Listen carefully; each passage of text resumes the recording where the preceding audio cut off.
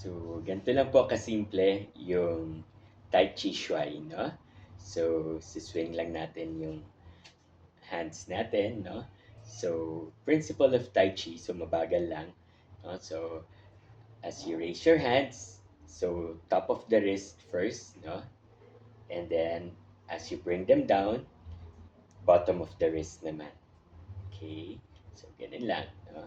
So, 5 counts. 1, 2, 3, 4, 5, and then dip.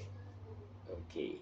So, 1, 2, 3, 4, 5, and then dip ulit.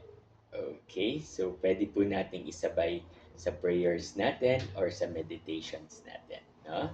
So, instead of counts, pwede pong prayers or meditations, no? So, yun lang po. Thank you.